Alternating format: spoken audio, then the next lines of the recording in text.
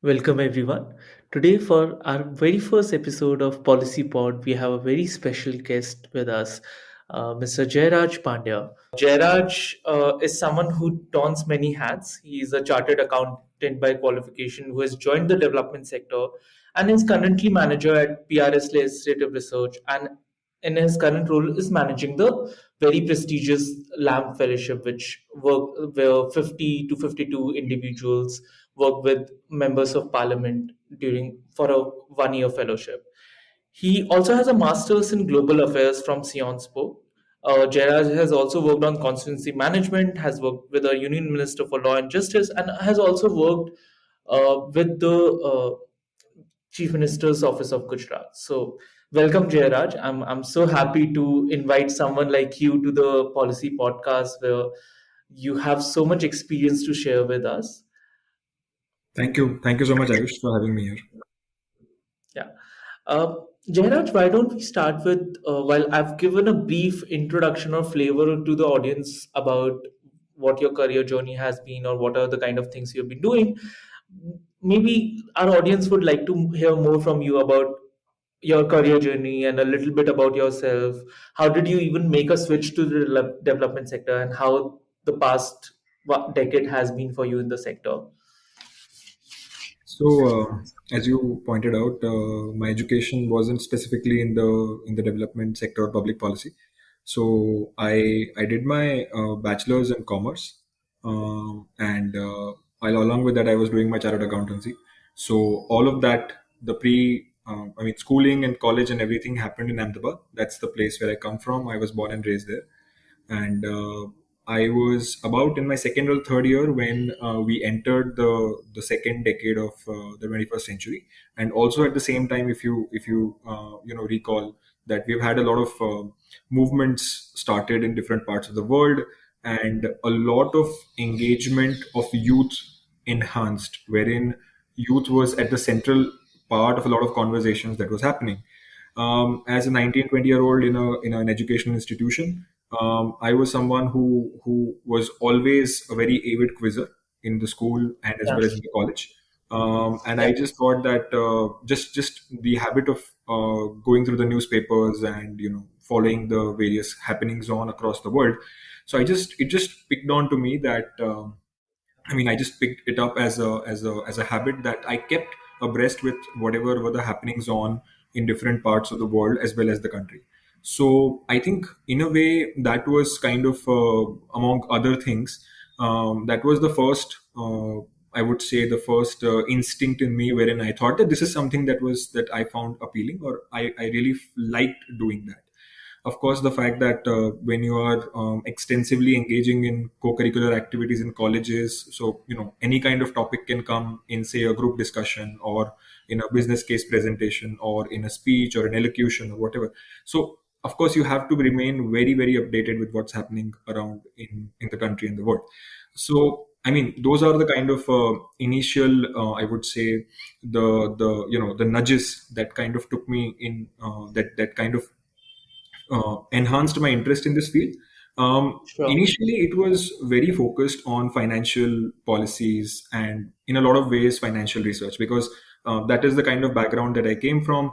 I was someone who would read papers like Economic Times and the Mint from the first page to the last page, and try and make sure that there is nothing that's left which can either be used in studies or in some extra co-curricular events, or in some kind of a event, etc. So that's Yeah. something that was the initial part of it. And of course, once my education got over, and I finished my graduation in 2012, I finished my chartered accountancy in 2013. I got a very sagely a golden advice from one of my friend's father, who was a chartered accountant himself.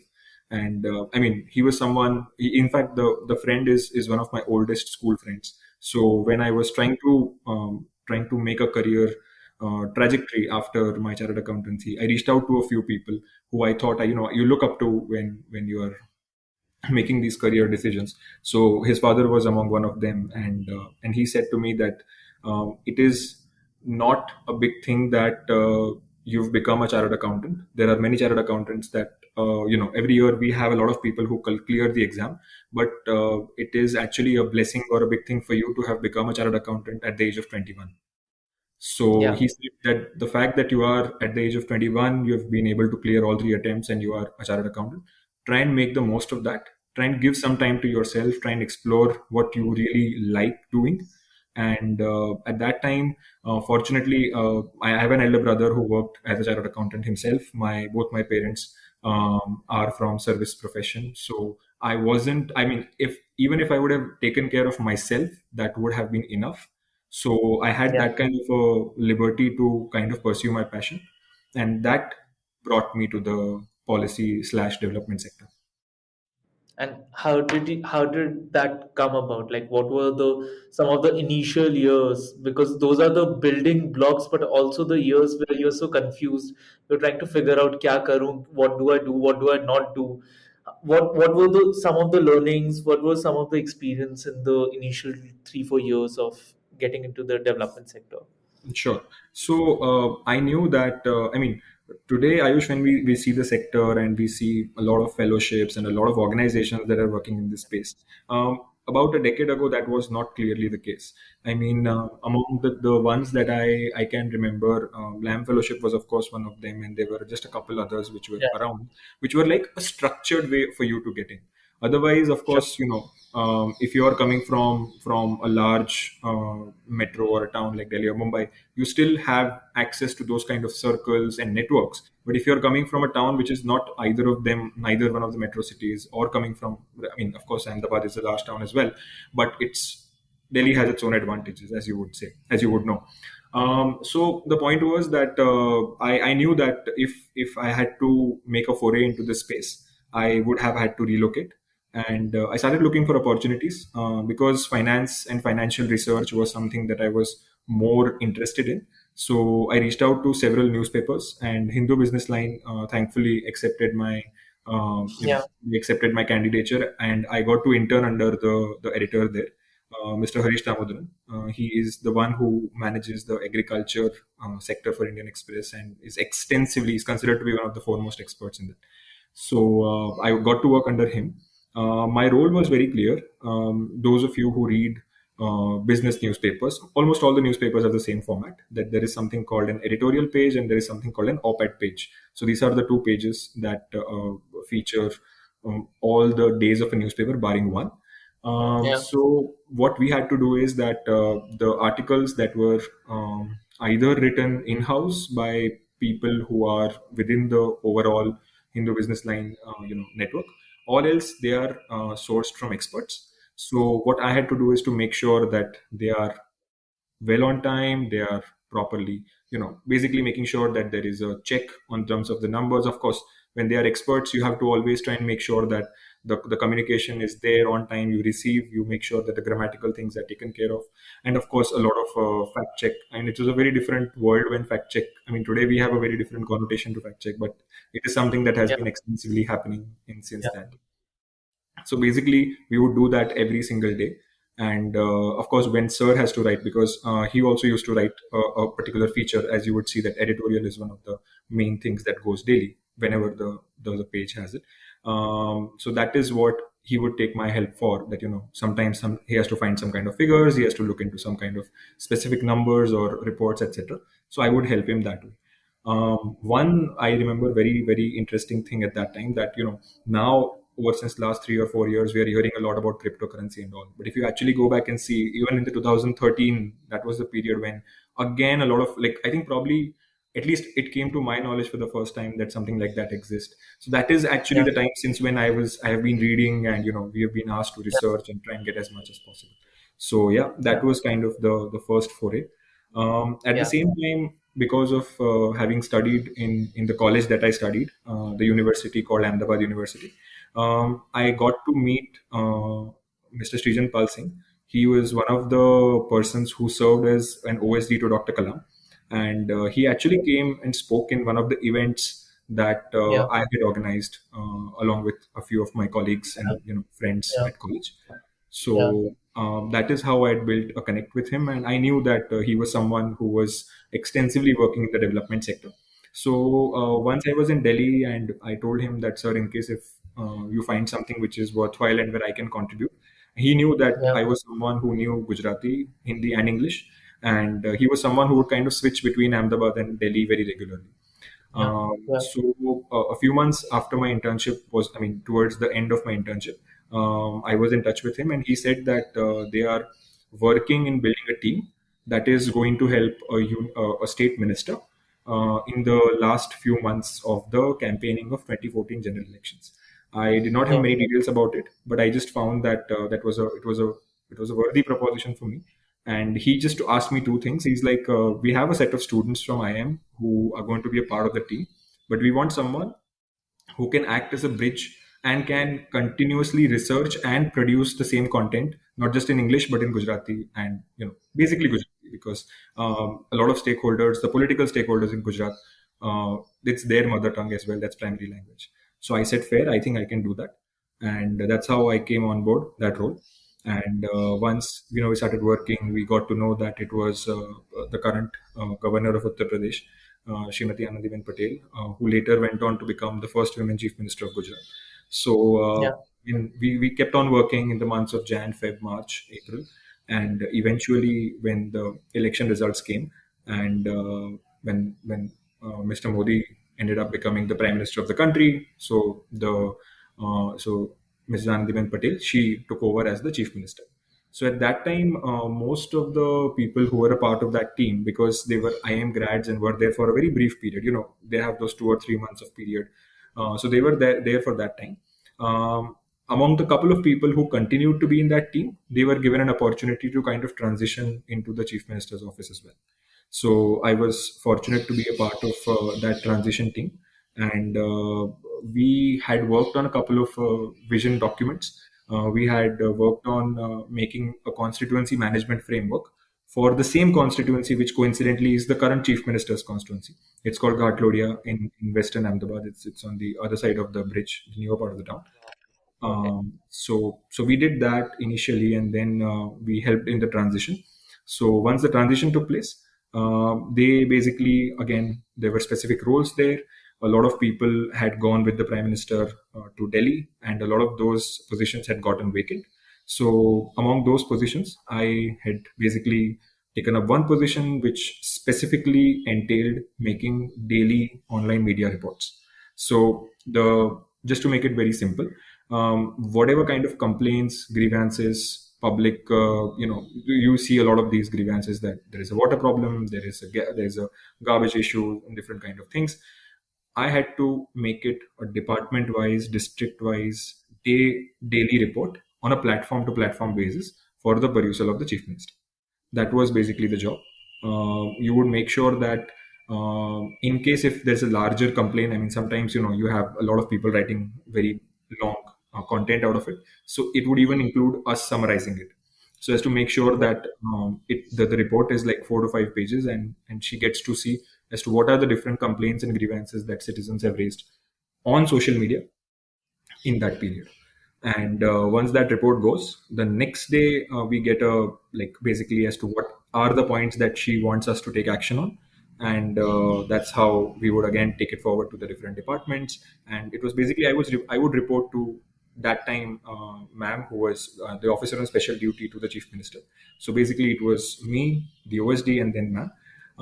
And that's how the framework was. And once the report would come back, then I would be asked by OSD ma'am to make sure that whatever the communication has come reaches the concerned department.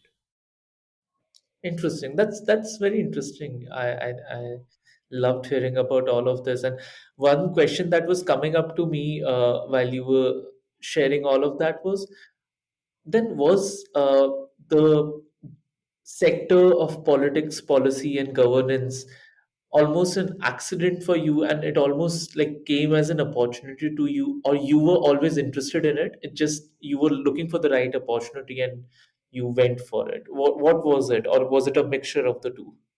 I mean, honestly, this line came into my life, and a lot of people who follow movies and cricket very closely later.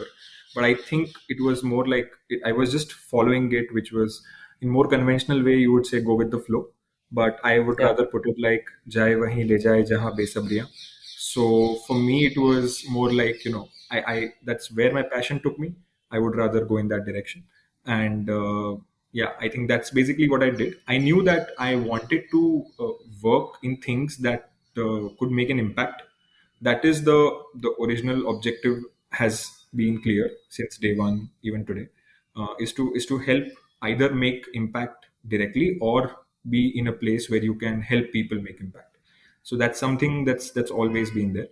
I haven't been too picky or choosy in terms of what are the kind of roles that came to me. If something came at a certain point of time and I found that I could be of maximum value in that role and I could, basically contribute, why not?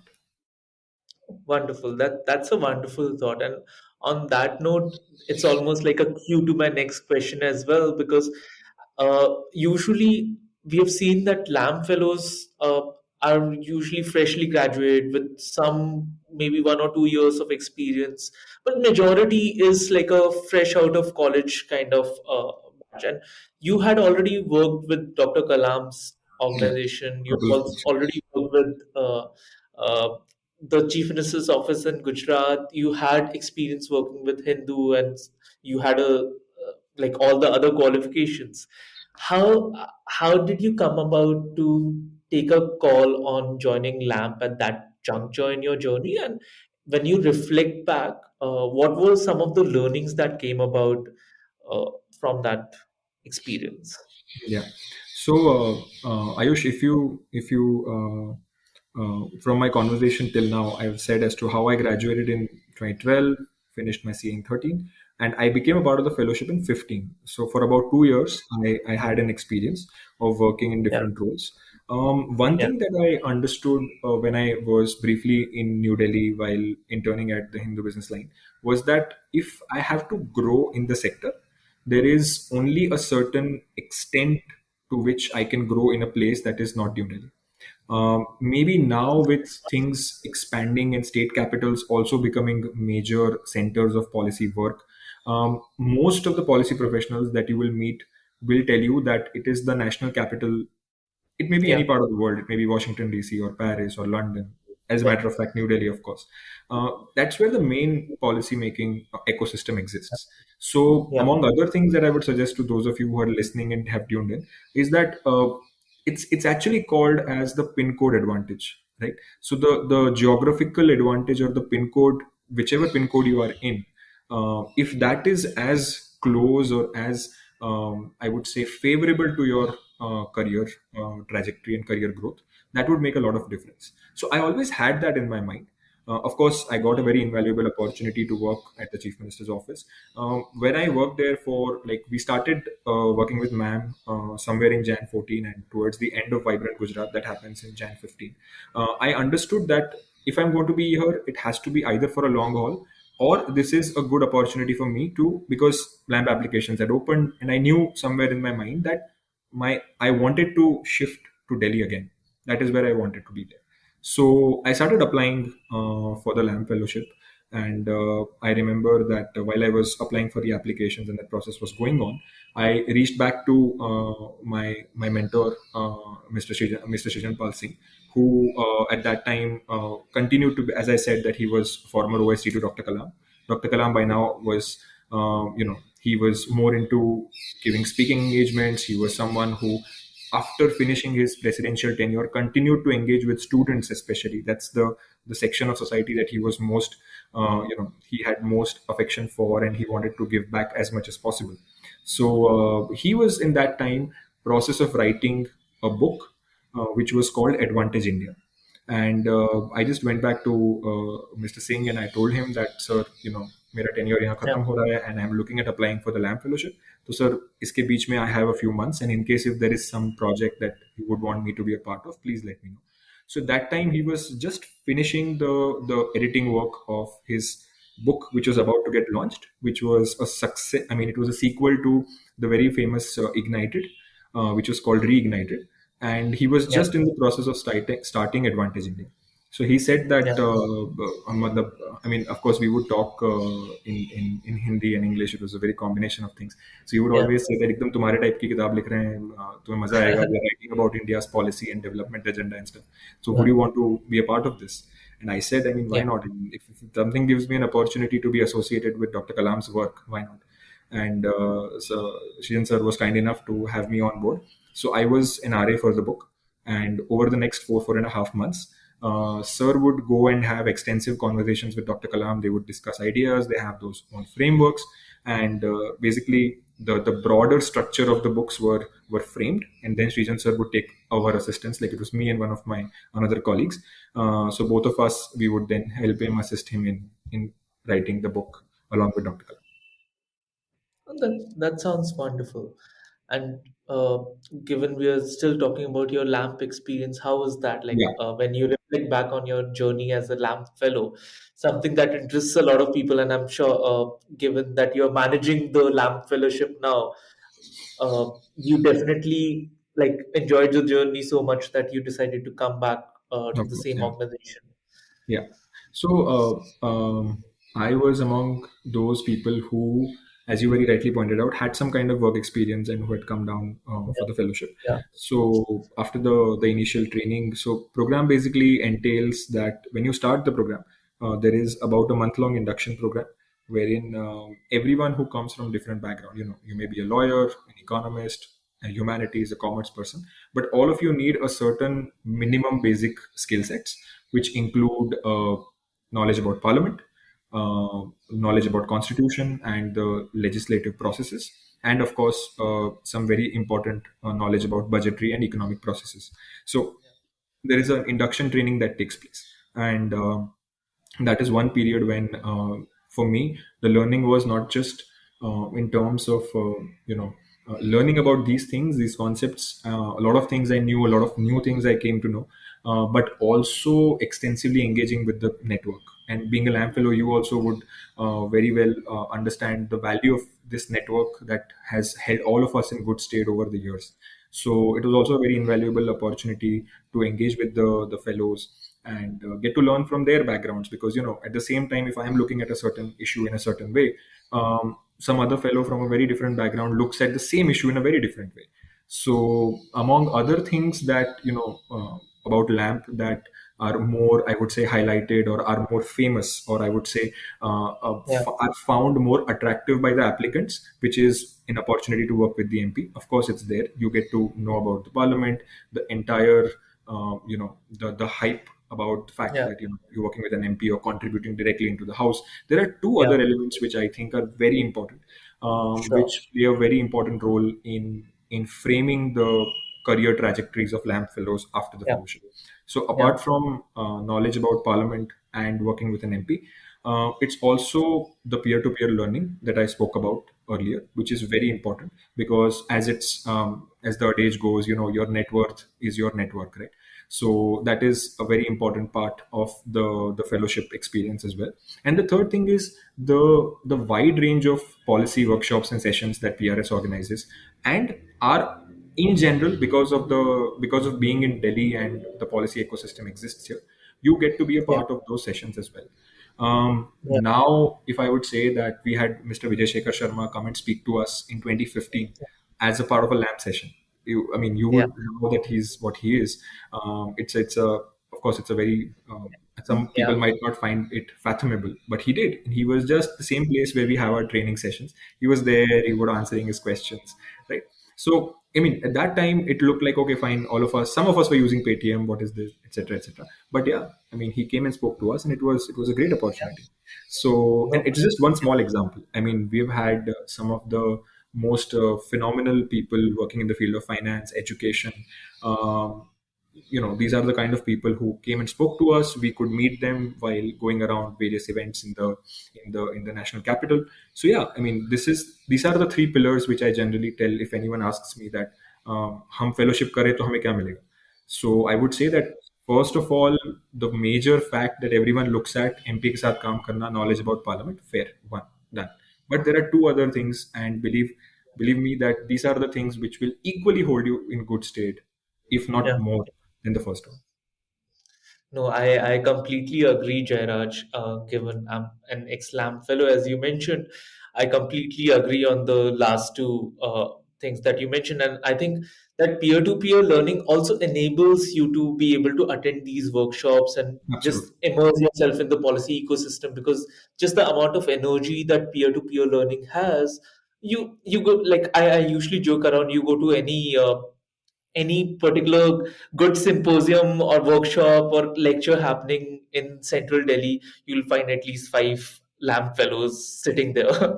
So yeah, no, definitely. And the kind of the enabling environment PRS provides for that kind of opportunity, both PRS and the MP offices. Like by and large, of the 50 to 52 odd MP offices I know of, most of them have been also equally encouraging of the learning of these fellows. And I think that also comes from PRS, the fact that PRS has that kind of orientation for the members of parliament about what kind of role these fellows would play and everything. No, thanks for sharing.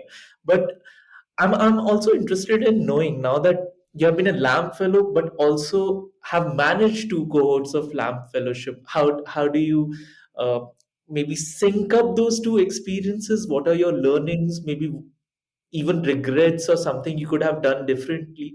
And in general, what are your reflections on the entire journey as a LAMP fellow to managing the LAMP fellowship?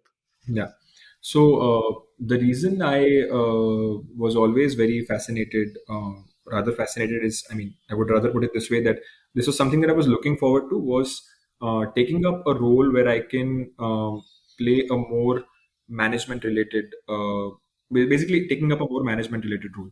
And the reason for that was that if you look at my career trajectory before my masters, it was mostly assisting or being a part of a team, though I was still looking into or leading a certain number of projects or initiatives.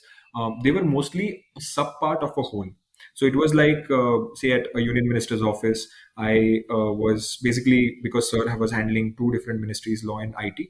I was asked to look after the IT ministry office, whereas sir would come there 2.5 days, whereas 2.5 days he would be in the law ministry. So then, of course, you are there, you are looking, making sure that all the files are there, and you prepare summary and reports for them, etc.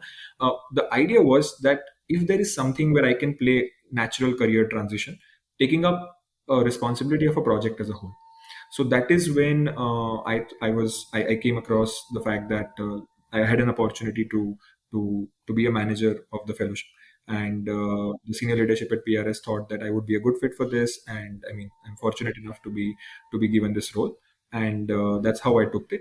Among the experiential differences, I think one thing that, in fact, I was asked the same question by an MP last year when the previous batch, my first batch, graduated as a manager, Yeah, and I said that, yeah, sir, I was very clear about one thing, that at least मेरे side से एक simple intent था, objective था from day one, which is that जितनी गलतियां शायद मैंने की थी, अब मुझे कोई बताने वाला नहीं था. If I can yeah, help people not repeat those mistakes, or even if yeah, they are in a process, at least let them know that, see, this might happen in a certain way. So just make sure that I share as much as my learnings with them. Of course, you can't stop someone from doing this or not doing this. It's just that you make sure that you give them as honest and as broad a view of certain number of things. That was my intent, and I tried it from my side the most. That whoever came to me, because I think one thing that when I speak to, I speak to former fellows like you or from other batches, none of us actually had a manager who was a fellow himself or herself, right? So I think that is the only thing, that the experiential cycle of having gone through the similar rigor, similar vulnerabilities, similar thought processes, similar competition, as a matter of fact, because I'm sure you also would concur that towards the second half of the fellowship, many of us are actually looking to get similar roles in similar organizations, and that also kind of happens, right? So how do you manage that part, especially people who are not from, say, more elite universities or educational institutions or larger towns? yeah, They often feel that, is it something that they are not doing correctly, or is it something that they are probably lacking or something? So I think that is the kind of situations where my personal experience, and also the fact that I have seen so many journeys, because it's not like the day I got over with the fellowship, I was out of connect with the fellows over the batches 16, 17, 18, 19, 20. I have been in touch with people from all across the batches. So again, that kind of experiences have also been very useful. So yeah, that's I think one thing. That sounds wonderful, and I'm so glad someone so capable is managing the fellowship. But you still evaded a bit of my other question, and I'm going to rephrase it and ask you Yeah, please. again. That you, given that you mentioned, like it was also like your personal this thing to maybe manage a project as of your own, almost like a unit. Uh, you embarked on this journey, and what I'm more interested in also knowing is what have been your reflections and your personal learnings, and just how has these 2 years make you grow as a professional, especially given that you have been in a management role fairly early compared to other managers that we see around us managing such a ambitious fellowship. How has been the journey for you? What have been the learnings for you? Yeah. So one thing that maybe when I took up the role, I was told, and I kind of Yeah, understood was this project is going to have several elements to it. So on the yeah, face of it, you might think that okay, being the manager, your work is to it's mostly yeah, HR which is managing the fellows, but a lot yeah, of elements of it are with regard to several other aspects, and a lot of my yeah, learnings came from each of these aspects. So first of all, talking about the main aspect, which is HR, I think the manner in which I found the fellows now, while I yeah, compare, say, myself or people from the previous cohorts, I think yeah, the fellows are much more prepared. When they come, yeah, हम हिंदी में जब कहते हैं कि जो घड़ा बनना होता है, तो घड़े को आपको थोड़ा, you have to give it a shape. You have to basically make sure that it is in a shape that it can hold water and be there for a yeah, long time. Durability. Maybe the kind of work that is required to be done over the with the fellows, it is. I mean, they come so well prepared. They're so well aware about things, and they've already spoken. Of course, the fact that you have an alumnus of 450, 500 yeah, already. No, we have crossed 500, so 500 yeah, is there. We have such a large network, so of course that plays a role, economies of scale. But still, I mean, the fact that they're making an intent initiative, going around talking to people, they want to make the most of this. And I think for me it was in a way an opportunity and a challenge, that here is a set of people who are so well looking forward to this, trying to make the most of every single day, every single opportunity they get, not leaving one event, not leaving one opportunity to meet an MP or a speaker or yeah, whatever. Right. So, how to make sure that those expectations are managed, and at the same time, also make sure that in that direction, they basically not lose focus of the overall picture. They are here to work for the parliament, they're here to focus, do legislative interventions. So, that is in a way has been one lesson for me, that on the HR yeah, side, they're very well prepared. So you also have to be on your toes all the time, right? So that's one. Second is more to do with, I would say, orientation and awareness about the LAMP program. So, in fact, I just finished a session today at 3 p.m. It was with an institute of national importance based in Gujarat. We did a session, LAMP orientation session. As you are aware, we are opening the applications in the first week of December. yeah, yeah, So we were having this session. Last year, we did more than 2 dozen sessions in different parts of the country. This yeah, year, my target is to do it at least take it to about 3.5 to 4 dozens. Like try and target 50. Let's see how many come up. We have written. yeah, We are yeah, approximately looking at doing 25 already. In the next month, I'm looking at doubling that number. Let's hope for the best. yeah, yeah, What I have seen, one thing here is that the buying among the people, educational institutions, students, applicants, prospective applicants, towards anything that gives them a foray into the policy space or development sector is much higher. If you would have say, when I was pursuing my land fellowship, I would go back to my hometown, or I would speak in my college network, and I would try and explain as to what I'm doing. It yeah, took me a while. It took a while for me to I mean, probably it didn't take me a while to explain, but it took me much more substantiation, and a while yeah, more for them to understand as to what I was doing. yeah, So that was there. But now I think when I reach out to institutions, even those who probably aren't fully aware of what PRS does or what LAMP is, yeah, are aware that this is the kind of sector that is growing. A lot of people are yeah, making careers into it.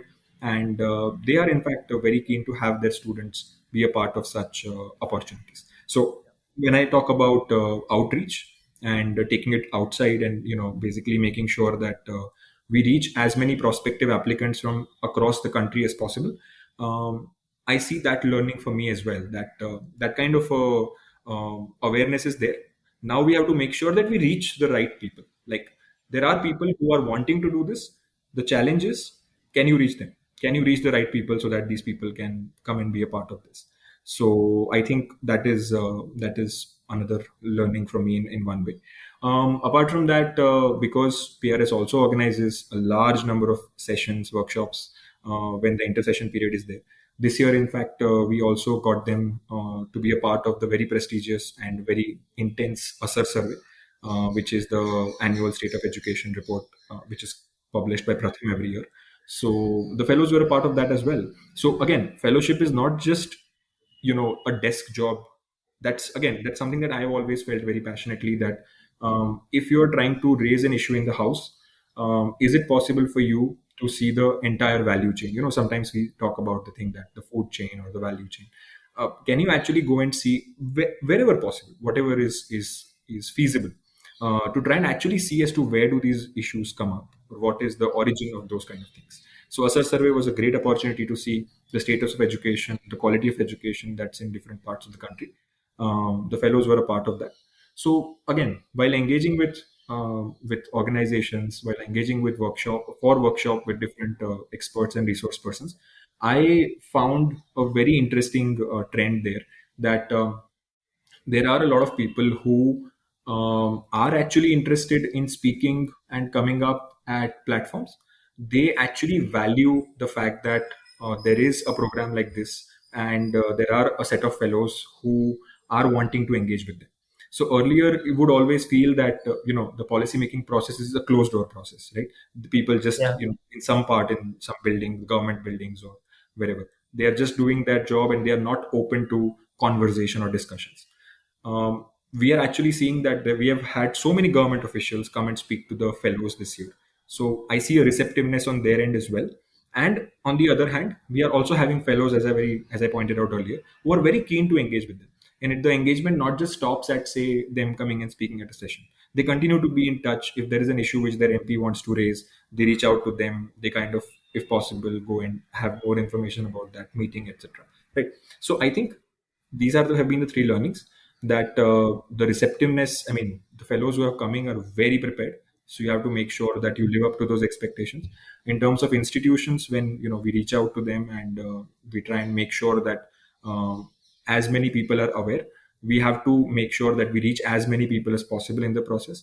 And as far as experts and resource persons are concerned, I think that receptiveness and the acceptability that policy making is not a closed door process, that's increasing by the day. That sounds wonderful, Jayraj. And I think now I would also like us to step out a little out of the LAMP fellowship experience. And I think there are a lot of people who may not be able to do the LAMP fellowship for various considerations, whether Hmm. it may be age factor or other considerations they may have. Uh, for someone like that who maybe already a part of the sector, who's just graduating, who has been working in corporate, uh, given you have such an extensive, rich experience in the politics, policy, and governance sector, what would be some of your advice to those people? How can they go about getting an exposure in the sector and getting a chance to work? Yeah. So Ayush, as I pointed out earlier as well, now the sector is much more structured. If actually someone makes a Google search on opportunities public sector in India, you will actually get a very broad idea as to what are the opportunities. So I do not want to really go into the specifics that are already answered by Google searches. But what I would want to do is, would probably want to bracket them in different buckets, so that whoever is looking or listening to this will be in a position to categorize themselves as to where do they want, or probably where do they Yeah, fit in. Right? So yeah, a major bucket is that of the fellowships. So LAM fellowship, of course, is one of them. We have a lot of state governments which are running their own fellowships and various kind of programs. I'm not sure if you're aware, but I was actually selected in the first batch of CMGGA myself. I interesting. Yeah, so I mean, CMGGA have started just after Yeah. the Life Fellowship was about to over, 2016, and Yes. I was fortunately selected, but because I Yeah. got some other opportunity and I wanted to be in Delhi, so I couldn't take it. Yeah. But so Yeah. CMGGA is another very wonderful opportunity. I believe Yeah. it's in the process of having one more of its cycle of applications, Yes. which is ongoing. So that is there. I think states like Punjab, Maharashtra have also been running these kind of fellowships. Even states in Northeast like Meghalaya have also been running these kind of programs. Apart from that, there have been other institutional fellowships, like there are fellowships by various foundations. There is another very famous fellowship called the Teach for India, which is specifically focused on an education sector. So we have a large fellowship bucket which has its own cycle of applications and an entire it's a world of its own. So those of you who are looking at applying, especially those who are recent grads, because those who come with a certain corporate or another sectoral experience might also be absorbed in maybe the policy division of the same corporate or some other consulting organization, or even a lot of impact consulting firms as well. But if you're a recent grad, I think fellowship is a good stepping stone or a platform for you to basically move forward and take your career in the policy and the development sector. So that's one. Second, again, comes from the same field, but which is mostly the corporate sector, which is that it has a lot of these big four firms. Apart from that, there are also a lot of other consulting firms which are there. There are several boutique consulting firms, boutique policy firms, which are being a part of the space. There are some very amazing organizations, and I believe Ayush, you are a part of one of them, which is supported by a philanthropic initiative, but is specifically working in sectoral initiatives to improve the HDI indicators in the country. We have two very nicely emerging spaces in the country. One of them, of course, tech. A lot of people know about it. There's a lot of organizations working in tech policy, but even the green energy sector and the entire environment and the sustainability space. I put it that way. So there's a sustainability space. There's a tech space. So these are spaces, but as a whole, the bucket comes under the corporate or rather the private sector, which is comprising of all these organizations which are working on a for-profit mode, not fully not profit mode, a for-profit mode, but trying to work in the space of development and policy. So that is bucket two. Bucket three is the NGO sector, or I would say the not-for-profit or the development sector. We have a large array of organizations. PRS, of course, falls into the third category, which Yeah. is a set of organizations which look forward to contributing for specific objectives or initiatives and are running on a not-for-profit mode. People who are working in the second and third bucket, or who are looking to make a career in second and third bucket, it's not like it's not open for pressures, but as the first question goes whenever you go, that if we would want to take you, do you have a previous experience? If that is, I mean, of course, if opportunities are open for pressures, that's a different thing. But Yeah. generally, whenever you go for a full-time role, they would want a person to have some or the other kind of previous experience that can help their chances better to get the job. Yeah. Thanks, Jayraj. This was a wonderful response, and I think almost it was a mini masterclass for whoever is hearing on the development sector career opportunities. Thank you for that, and I completely agree with you. I think there is a lot of information in the past decade. There is a lot of information, a lot of opportunities available around, and I think the most important thing to do right now is to be able to figure out after your research what do you want to actually work in, and sometimes 1 or 2 years really don't matter. Sometimes you should just jump, even if there's a particular fellowship that you don't know. These fellowships like Teach for India or LAMP fellowship, they give you a whole development sector experience rather than just giving you a flavor of a particular sector or particular field. And I think sometimes for a person who's new to the sector, who's recently graduating and or has been working in the corporate sector, it's just very important to get that exposure. And I personally know a lot of my colleagues at LAMP who got that experience and have continued to work in the development sector since. But yeah, thank you for that answer. Another question I have for you in the Just, similar thread. just a second before that, Ayush. I mean, a lot of people might also want to know, because to do with government. So a lot of people say that ये सब तो ठीक है, खुद government के साथ काम कर लिया, आयुष भी गवर्नमेंट के साथ सीएमजीजे के थ्रू काम करके बैठा है, हमें कुछ नहीं बता रहा है उसके बारे में, right? So that Yeah. May be one of the questions that might come up, so I would want to come there. So when I said fellowships and programs, I of course mentioned that governments of Haryana and Punjab are the ones also running these fellowship programs. So some part of those opportunities fall under the fellowship route. A lot of these private sector consultants are also hired by the government through various different organizations. There are in the same category. I would also want to categorize that government has had specific institutions or organizational setup where consultants are hired within the governmental framework so as to help different ministries and departments. So organizations like Invest India, Quality Council of India, which broadly fall Yes. under the auspices of the government, but again continue to pay very competitive scale of remuneration, and where you can work very closely and directly with the government. So these opportunities also exist there, and of course then there can be a transition into directly working with a minister or say with the chief minister's Yeah. office, etc. In my understanding, these, unless you, of course, there are people who are privileged enough to have a direct access or a jack, and we are not going there. We are talking about people who do not have that kind of a reach. We are talking about people who are making their way.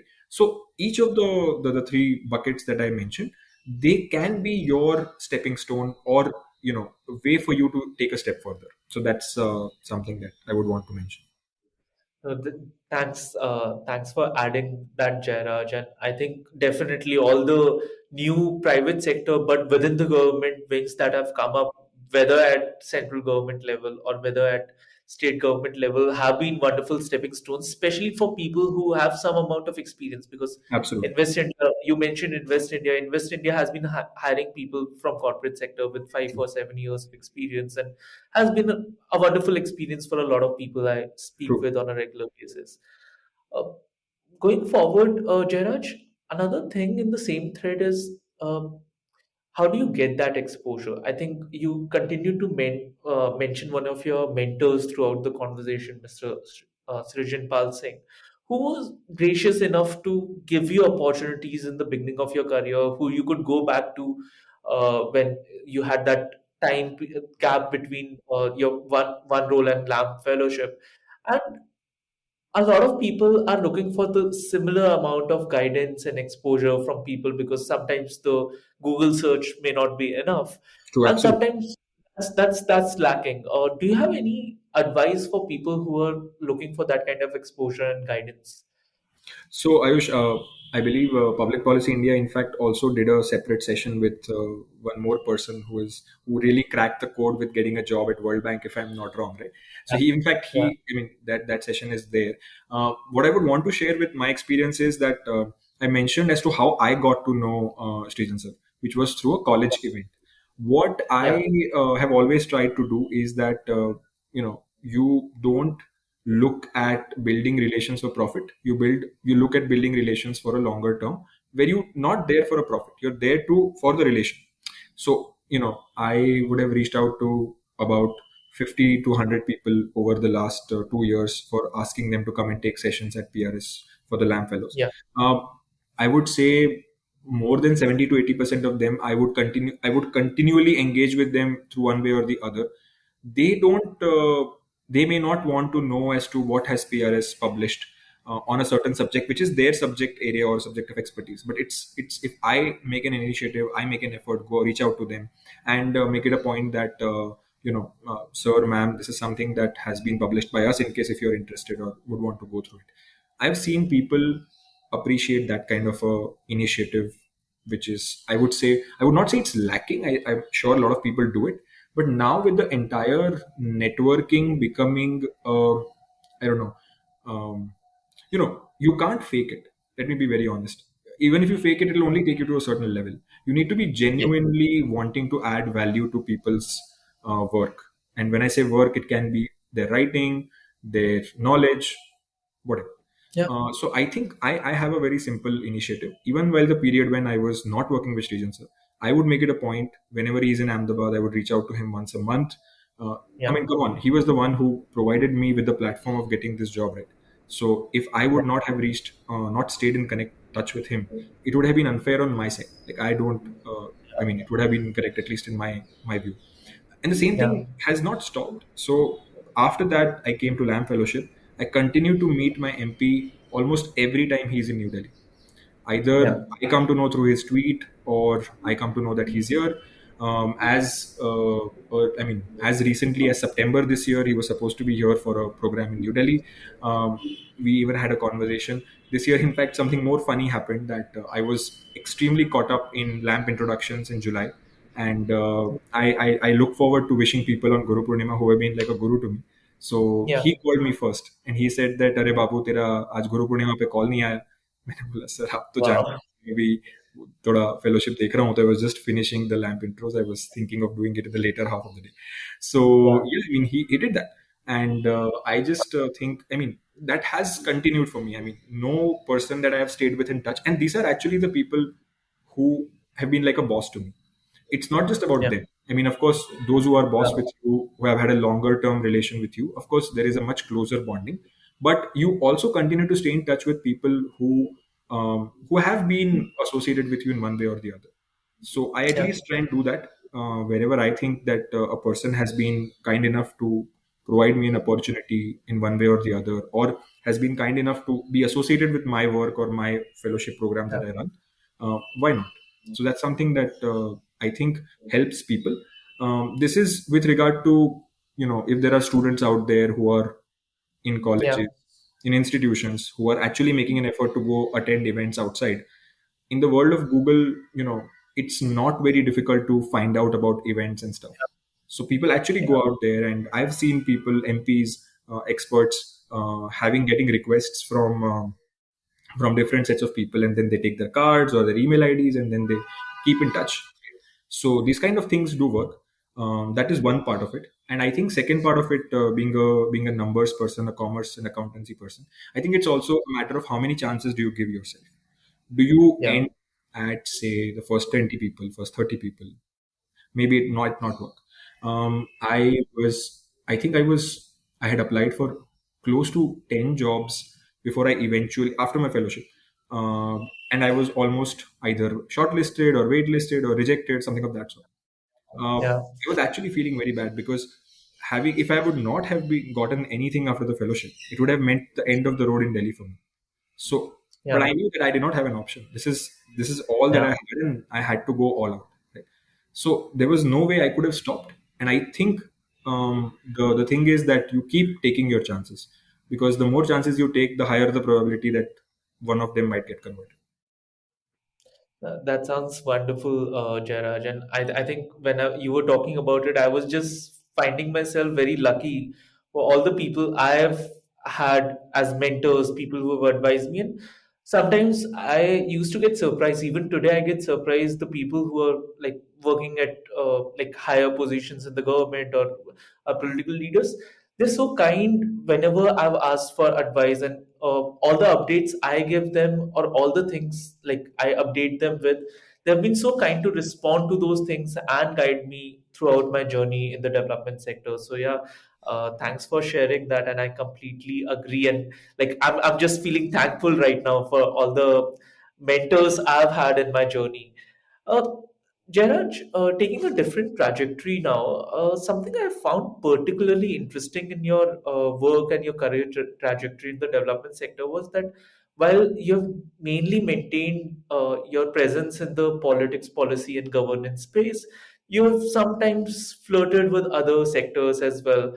Uh, I found that for someone who had been working in the politics and policy space for so long, you chose to do a master's in global affairs and chose to work in national security post that and before coming back to this space. So what prompted you to do such things, and what have been your learnings from working in other sectors and then coming back to this space? So, firstly, about the masters, the program that you're referring to, the 1 year or the executive version of it is called as Masters in International Development. Yes. So, when I was looking for opportunities, again, there might be a lot of people who are looking at making a career in policy space, and are also looking Yeah. at pursuing either a master's to start with, or work for a while and then pursue a master's and then take the career forward. I think Yeah. one thing is very, very important to understand that um, ROI for any course that you do is very essential. If you are not getting a right return on investment, the short form for it, I mean ROI, return on investment, Yeah. uh, it will become very difficult for you, especially when you're going with either funds which are taken as a loan, or if you have even, of course, invested your own funds in that direction. So I Yeah. was looking for opportunities wherein, for me, the ROI would have been maximized.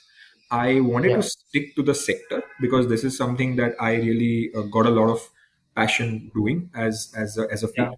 And I found out that one of the institutes that I was looking for in France, which is Sciences Po, had a 1 year executive masters, but for that you needed to have a minimum 5 years of experience. So I Sure. was just getting there 14. I started 19, and I got eligible for it. So I was keen to pursue a course which, 1 year course would mean that, one, it's an executive course. If I am just getting eligible for it, would mean that I would be among the more executive, or rather the relatively more experienced people. And at the same time, the shorter period of the course would mean that I would have to, the expenditure wise, it would be at a lower level. And fortunately, I was the person who got selected as the batch. They would give one scholarship per cohort, and I got that scholarship, and half of my tuition fees were waived off. So that's something that again helped me further my ROIs. But the idea was very clear. The subjects that I chose were looking at providing me with a policy overlook of various different countries. So, in a way, the international development was as much about public policy and development as a sector, but from different geographies. And while I pursued this course, I made it a conscious effort that over the 2 semesters and the several, as a matter of fact, we had an annual policy brief that we had to do. So we did it along with a couple of my colleagues. I mean, we together did it on CO2 extractions and the crude barrels extraction in Canada. I had a Yeah. class where we had to make a presentation, and we did it on Saudi Arabia's Vision 2030. I had a class which specifically focused on Africa. I had a class where we looked at Russia. As a matter of fact, the overall Soviet periphery is the class that had topped in the first semester. So my focus was very clear. I have worked in the country for about 5 years in the development policy space. Now I would want to see as to how overall development and related spheres look at from an international perspective. And so Yeah. that was the idea behind doing that course. It had enough constituents of public policy as well, and at the same time about international relations and affairs, because as you said, policy and politics have a very strong interplay. As a matter of fact, when you extrapolate it, international relations and policy also have a very strong correlation, as is reflective now in COP negotiations, G20, etc. forums as well. So that was the idea behind doing it. Once I was back, I was slightly keener to be at home because my parents were in Ahmedabad, and I was, after the first wave subsided, I was looking to be finding opportunities at Ahmedabad for at least a period of a year or so. And in that Yeah. process, I came across the national security opportunity that you were mentioning, which is working with the Rashtriya Raksha University. So at that time, the university was transitioning from a state university to becoming an institute of national importance. And Yeah. again, they wanted someone who can collaborate, work with the local people, the staff that had been with the university for the last 10 years, and at the same time had an experience of working in Delhi, because a lot of their work entailed coordination and collaboration with officials from New Delhi. So I thought this was, in a way, tailor made for me, because this would entail that I would have had to collaborate with a lot of ministries. Earlier, in my earlier roles, it was, say, if I'm IT ministry, it's just IT ministry. If it's law ministry, it's just law ministry. Here, I had to not just coordinate with the nodal ministry, which was Ministry of Home Affairs, but also at the same time coordinate with Union Defense Ministry, with External Affairs Ministry. We in fact did some very interesting projects.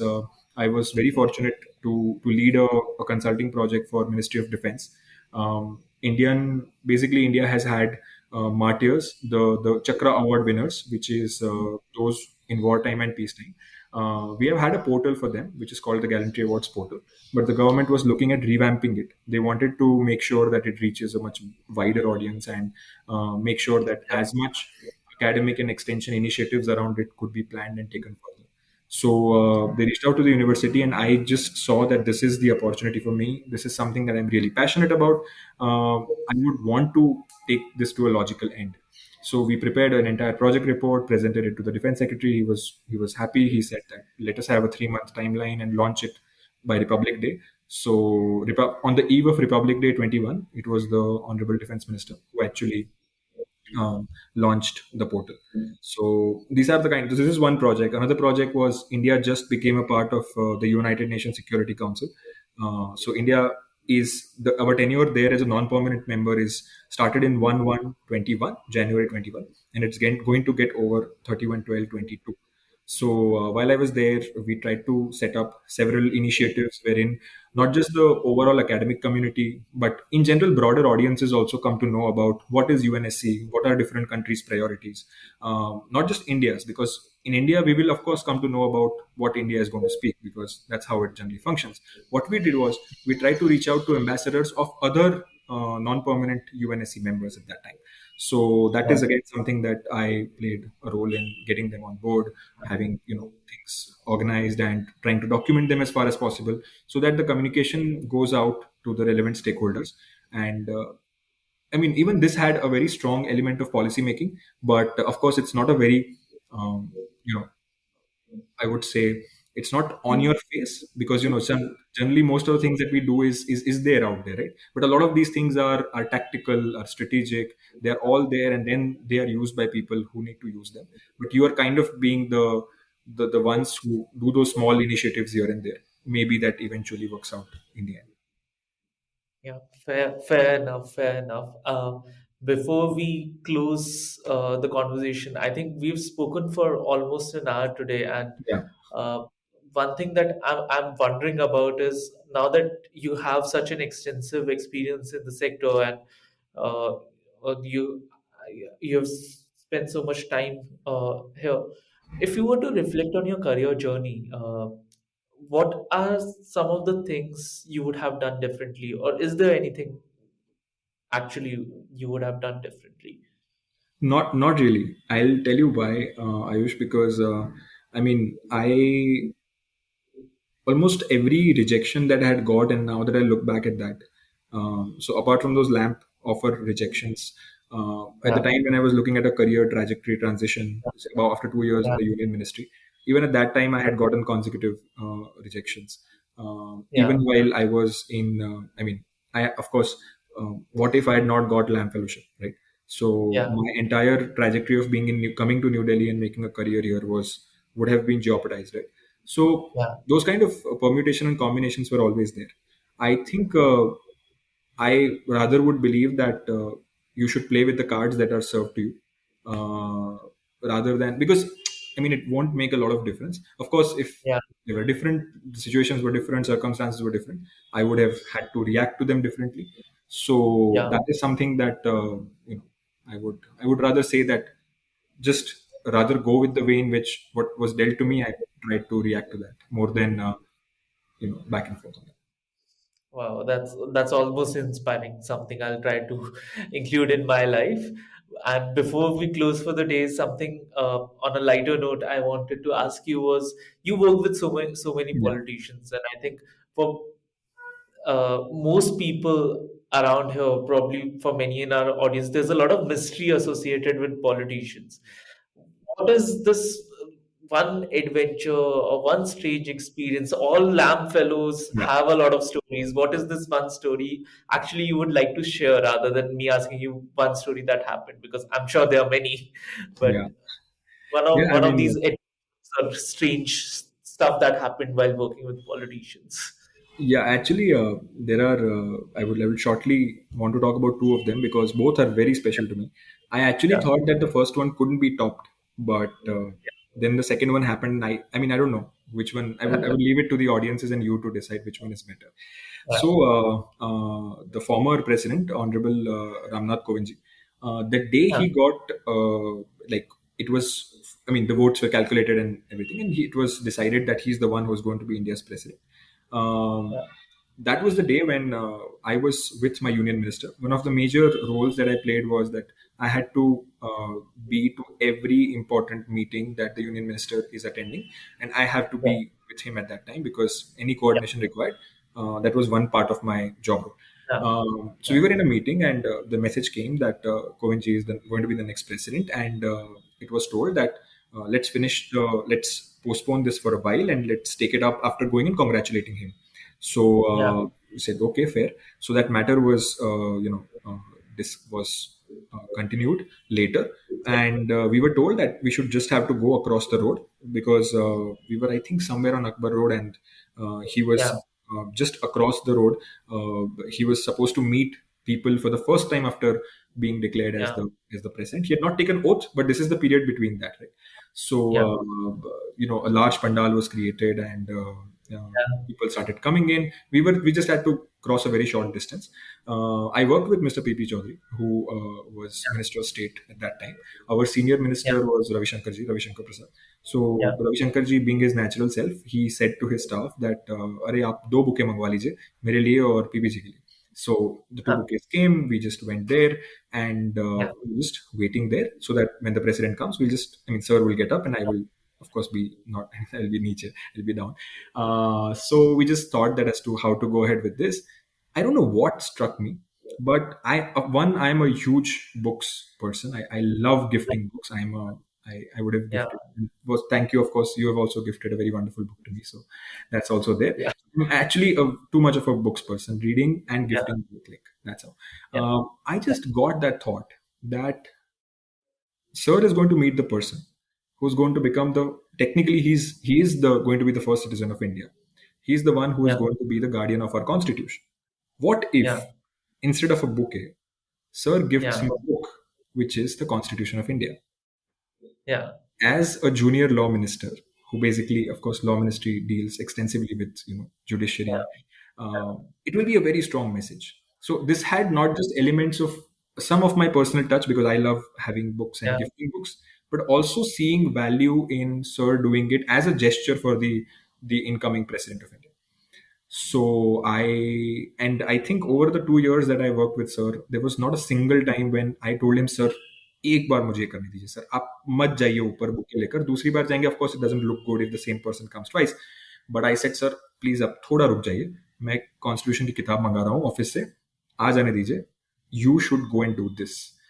And he said, Ayush, I mean, like, of course, he also found the idea attractive, but he's like, do you think it'll look good, etc. It's yeah, beyond convention, right? It's not the natural thing to do. yeah, yeah, then I told him that sir आपने सुना होगा prime minister भी कहते हैं bouquet नहीं book दो तो sir आप उसका जीवंत उदाहरण बनेंगे you will be like illustration why not like yeah, okay try and get the book security had cordoned off both sides it was so big but still we yeah, could finally I had to run on the road just make sure that the book comes from the office get it for him and as yeah, is my habit I have a habit of writing a message in the book yes, so yeah, I did that.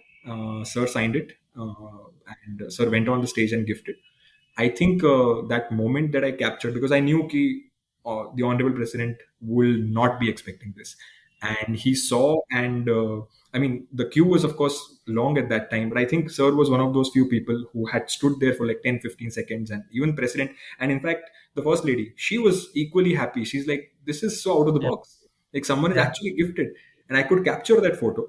Of course, there were yeah, other Delhi media as well, but the photos that I yeah, took became the main headlines in all Rajasthan newspapers. My minister came from Rajasthan. All yeah, newspapers had that as the front headline, saying that the junior law minister gifts the copy of constitution to yeah, the incoming president. So, I mean, yeah, just a small role. मेरा वो छोटा message है. I don't know Rashtrapati Bhavan में कहीं शायद पढ़ी होगी किताब. But it was a very small initiative. But I really was very happy that I could play a very small role in that. I mean, among other yeah, big things that you do, these are smaller things that stay with you. So this was yeah, one. Two, I was in Paris. I had just COVID wave was about to start, and yeah, of course this was the time when lockdown and everything happened. I had to come back home.